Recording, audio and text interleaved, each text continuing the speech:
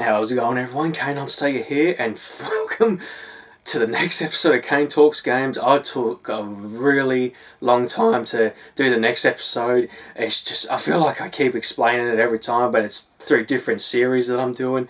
I had no computer, I couldn't edit anything, and I wasn't in the mood to sort of record it. I wanted to wait until I was finally, set with everything, with my new computer, getting back into the editing and all that stuff. And then I'd finally get back into recording my side things like, Kayne's Vlogs, Kayne Talks Games, and yeah, I'm excited because I've been wanting to do this episode for so long, but I just had other games at the time that sort of got in the way of this one, and it's such a shame really, because this game is probably the biggest game of my childhood. Like, I played it the most, and it's one of those things that I followed the series for such a long time. And that game is WWF Smackdown.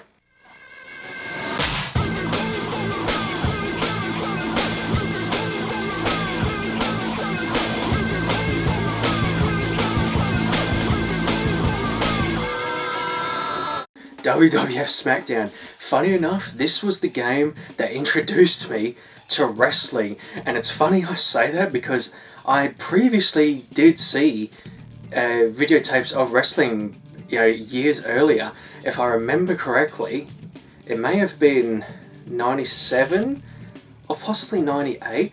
I remember my dad he hired a couple of videotapes of Hulk Hogan. It was like his highlights or his best matches at the time, all that stuff. And I remember watching it, and I was like, "Oh, what's this? This looks interesting." But I was just a kid. I wasn't really into it at the time. I just thought, it's like everything else, like an action movie kind of thing. And then that thing, and then the next videotape I remember, and I just remember it clearly. I remember it was Kane and Undertaker in the Inferno match that they had, and I don't remember so much about it, but I just remember the moment where Kane's walking down, it's red, and it was like my dad and my uncle, like the commentators were talking, they're like, 7 foot, this guy's 7 foot tall, holy shit. And then like fire was coming out from the ring and everything.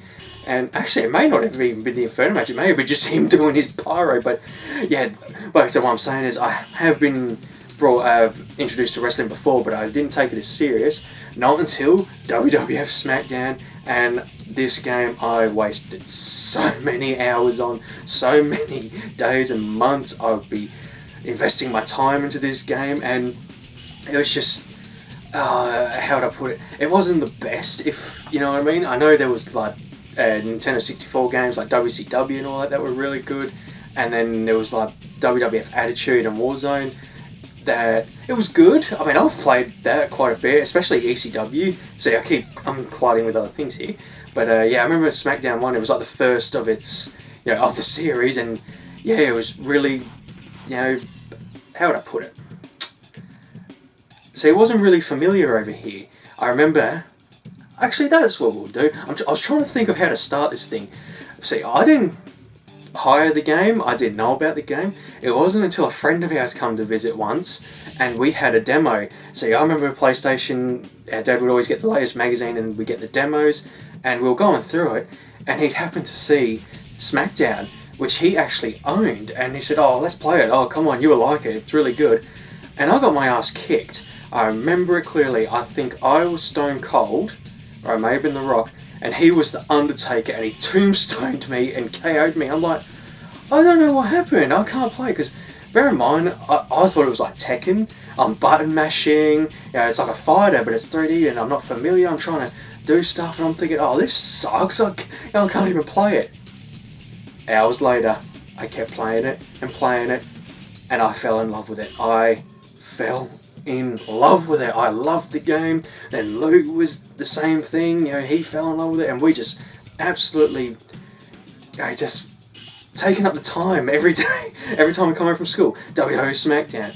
And bear in mind, we were only playing the demo. We always only had the demo. And then one day our parents did hire it from the video store, and that was a good night. I absolutely had a blast with it. Man, they're just kicking our asses, just going through it. And then we finally got a copy, and I was so happy. I can't even remember.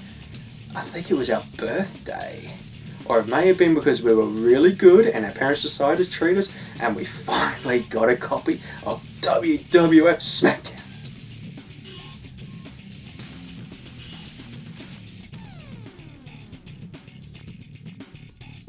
So, well, funny enough, me and Lucas just weren't really aware of the actual program at the time. See, we knew it was like real life because when you saw the entrance videos, it's like you see the real life wrestlers and then their characters are walking through, but we didn't know about it. We just didn't watch it, and it wasn't until a few times our dad would be watching Foxtel, and then it'd come on and I'd be like, hang on a minute, is that what's his name from the game? Is that what? And then we finally understood, like, holy shit, it's a big world, show, wrestling show, and this is like, it's a video game. It wasn't like, like Tekken, if you know what I mean. Tekken hasn't come from something, it was created, so that blew our minds.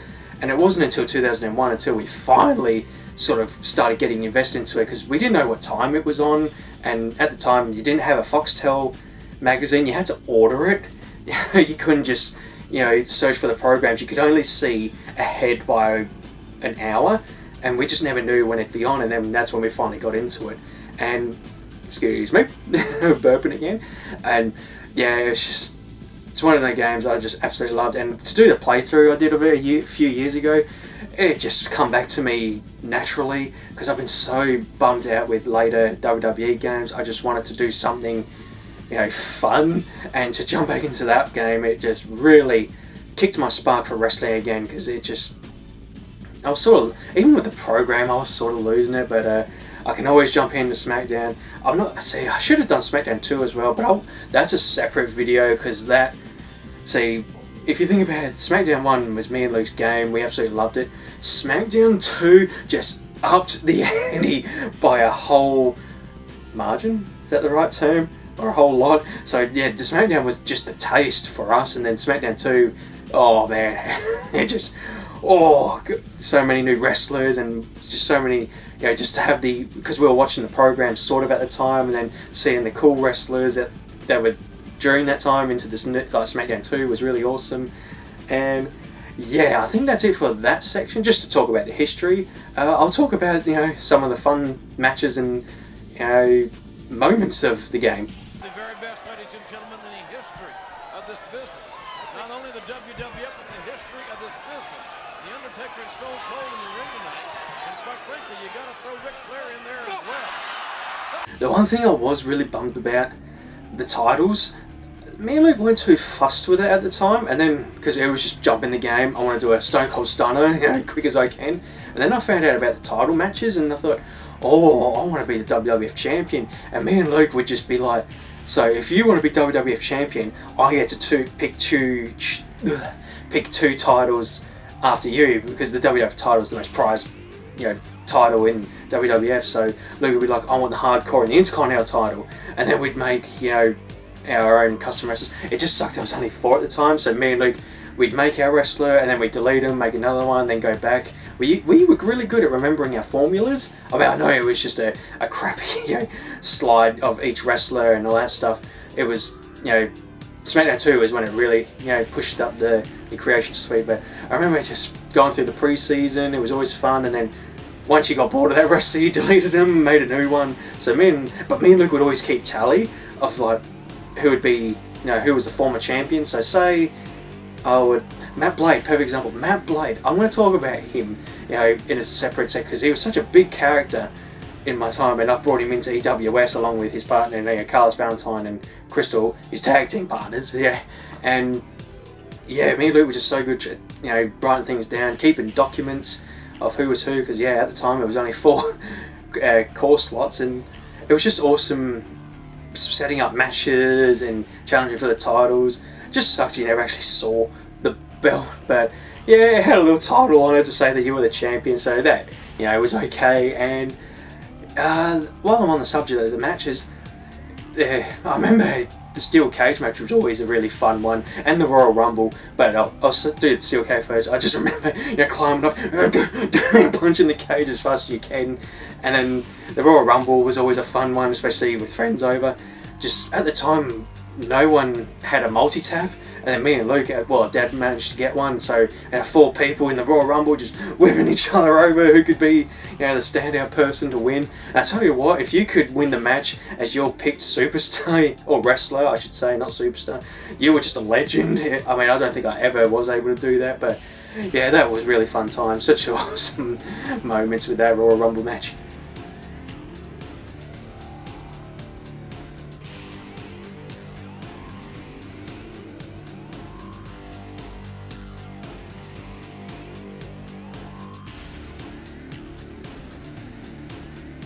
Alright, let's talk about Matt Blade. I don't know see, he didn't have the Blade name originally, but I was really, when I was bringing him into EWS in like 2016 or 17, I wanted to give him a last name because Matt was just so bland. But yeah, I come up with Matt for some reason. I don't know why. I had a few friends named Matt, but they weren't like inspiration. I just created this dude and named him Matt, and he was always rocking the UFC gloves, Ken Shamrock's preset, the top black and red tights, which was just Triple H's pants, and then the Matt Hardy head, long hair, and he was always just a beast. He was always like the number one, WWF champion, and him and Luke, like Luke's created superstar, would be like trying to kill each other for the WWF title. See, I don't remember Luke's ones, but yeah, Matt Blade always stuck with me through most of the games. I think the last game I ever brought him in was Shut Your Mouth, and then I just sort of, I thought I'll retire the character. He's a legend, we don't need to bring him in anymore. But Smackdown 2, again, I put him through season, but that's for another video. I don't want to keep jumping into Smackdown 2. So yeah, everyone has that one creative wrestler that sort of sticks with them to this day, and Matt Blade is that one for me. He was always the tall. He wasn't bulky, but he was tall. He had always favoured a power bomb and the crossface. That's when you could have, the crippler crossface in the games. And yeah, Matt Blade for me is just a legend.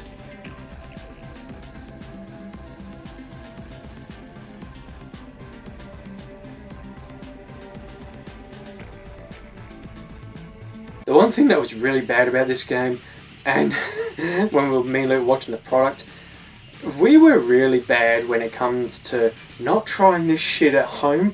We ended up breaking our beds, and our punishment was we had to fix them. Our dad would be supervising, but fix your fucking bed, you broke it. We told you not to do wrestling moves, but who gives a shit? I'm Stone Cold fucking Steve Austin, I'm gonna put you through the bed or the table. So yeah, that was pretty bad at the time, but it's just funny thinking back at it. Back then, me and Luke always play wrestling.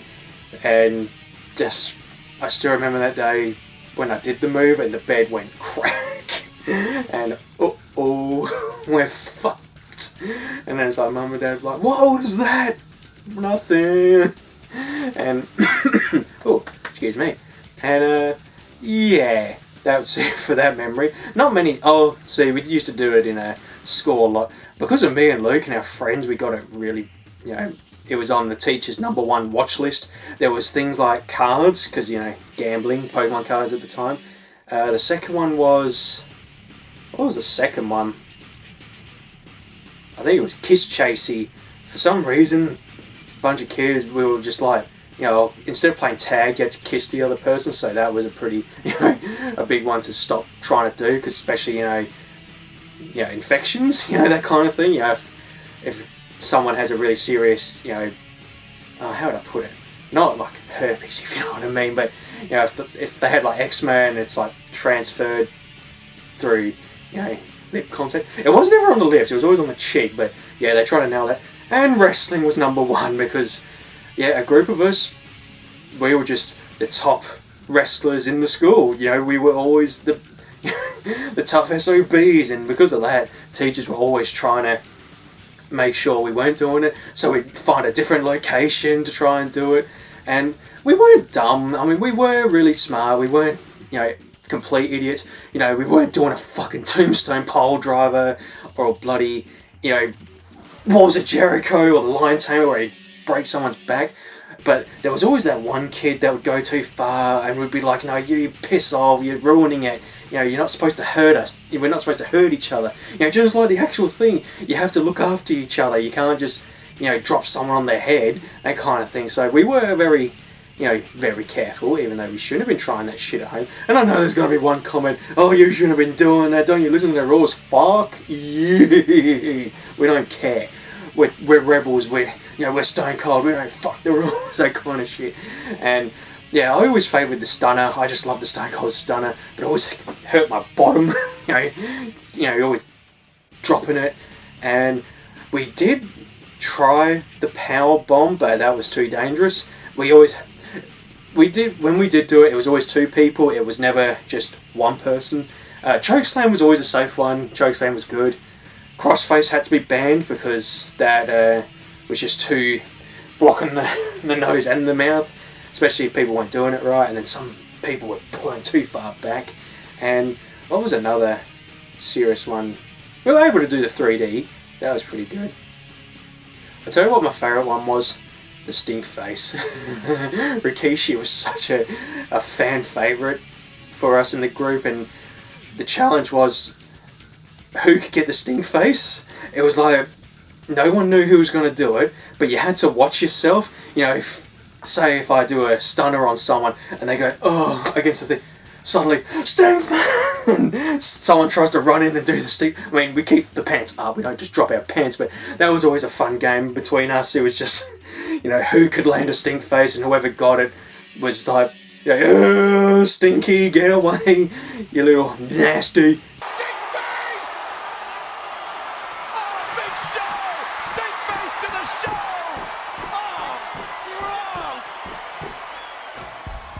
Kayne with a stink face to the Big Show. And Big Show he's getting sick. Oh, man. Alright, everyone, that's an end to this episode of Kayne Talks Games. I had a really good time talking about Smackdown, and yeah, it was just really good to just sort of do it instead of putting another game in, because I have promised it a few times. And yeah, I guess I can say is that's the bottom line, because Kayne said so. Again. All right, Brock Lesnar